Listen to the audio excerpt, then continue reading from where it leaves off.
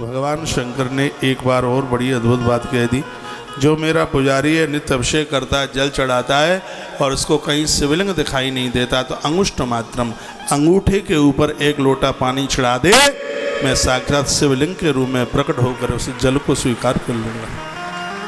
लेकिन अब इसका अर्थ ये तो है नहीं कि मंदिर जाए नहीं, अब अंगूठे के ऊपर ही जल चढ़ाते रहे। ये तो तब है जब शिवालय मिलता नहीं है, भगवान शंकर की पिंडी मिलती नहीं है, तो उस समय भगवान महादेव कहते अंगुष्ठ मात्रम मम रूपम, उस समय आपका अंगूठा मेरा रूप होगा।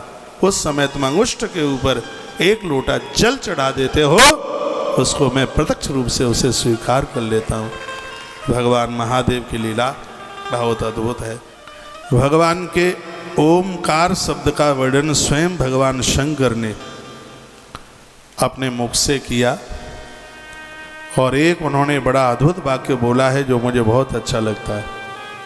वो कहते हैं आद्रायाम च चतुर्दश्याम तज्जाप्यम त्वक्षयम भवेत्, सूर्यगत्या महा आद्राया एकम कोटि गुणम भवेत्, मृगशीर्षान्तमो भाग पुनर्वश्वादिमस्तथा, आद्रा समम सनागेहम पूजा होम्यादि तर्पणे।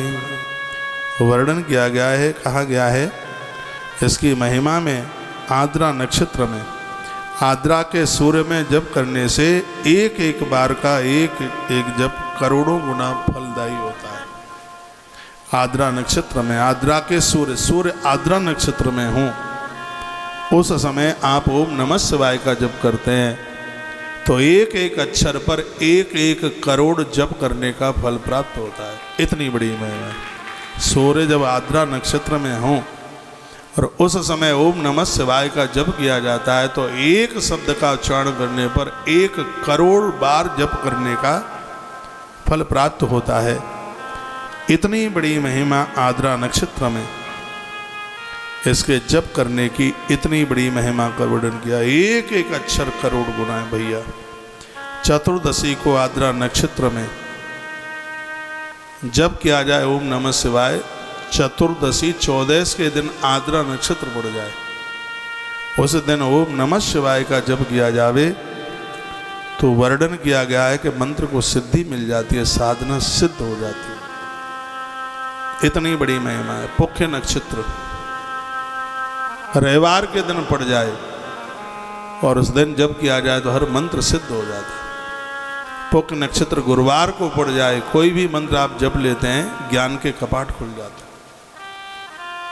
इतनी बड़ी महिमा है। जप एक बहुत बड़ा विज्ञान है। प्रभु श्री राम जी ने पूछा था हम कहाँ रहे, महर्षि वाल्मीकि जी ने, तो क्या सुंदर जवाब देते हैं, भगवान आप वहां जरूर रहिए।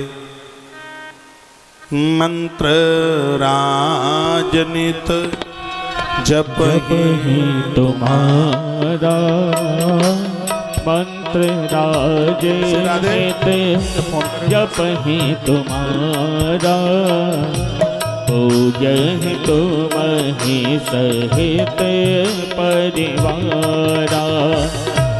मंत्र राजनित जप ही तुम्हारा, पूजन तुम ही सहित परिवारा।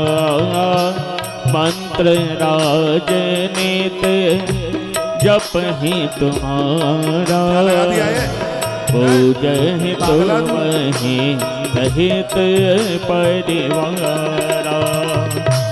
मंत्र राजनित जप ही तुम्हारा, पूजन तुम ही सहित परिवारा। मंत्र राजनित जप ही तुम्हारा, पूजन तुम ही सहित परिवारा। महर्षि वाल्मीकि जी ने कहा कि जो अपने परिवार के सहित आपकी पूजा करते हैं, मंत्र का जप करते हैं, प्रभु अवध में रहना भले ही भूल जाना, उन लोगों के हृदय में वास करना कभी भी मत भूलिएगा। मंत्र एक बहुत बड़ा विज्ञान है। मंत्र उसे कहते हैं जिसके जपने से तत्काल मन नियंत्रण में हो जाता है। आदत में लाइए। अभ्यास में लेकर के आइए और मंत्र का जप नित्य कीजिए।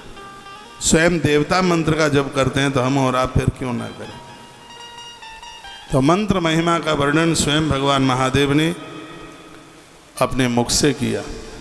मंत्र किससे सुना जाए, किससे मंत्र लिया जाए, किस प्रकार से जप किया जाए, ये सब वर्णन किया गया है। अनुकूले शुभे काले पुण्ये तीर्थे तटे तथा यथेष्टलिंग मारोप्यम ये तृष्णा नित्य अर्चनम। कभी भी आप नदी स्नान करने को जाते हैं, शंकर जी की पिंडी को संग लेके जाइए और सरता के जल से भगवान को लाया जाता है तो उस पूजा का अनंत गुना फल तत्काल प्राप्त हो जाता है। स्वयं भगवान महादेव कहते हैं अनुकूले शुभे काले पुण्य तीर्थे तटे तथा। 2 नंबर के श्लोक में बड़ी अद्भुत बात कही गई है। कहा गया अनुकूल काल में किसी पुण्य तीर्थ में अथवा जलाशय के तट पर जहाँ नित्य पूजा होती हो, ऐसी जगह पर भगवान शंकर की प्राण प्रतिष्ठा करानी चाहिए जहाँ जल का अभाव न हो। नदियों के किनारे शिव की स्थापना कराने की महिमा शिव महापुराण में बड़ी अद्भुत महिमा का वर्णन किया गया है।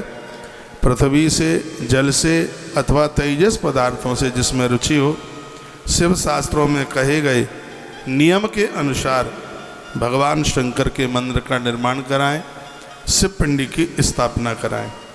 जिन्होंने अपने जीवन में शंकर जी के मंदिरों की स्थापना करी है, ऐसे लोगों को लेने के लिए धरती पर स्वयं महादेव चल कर के आते हैं। मध्य प्रदेश के ही लिए नहीं, पूरे भारत के लिए बड़े गौरव की बात है।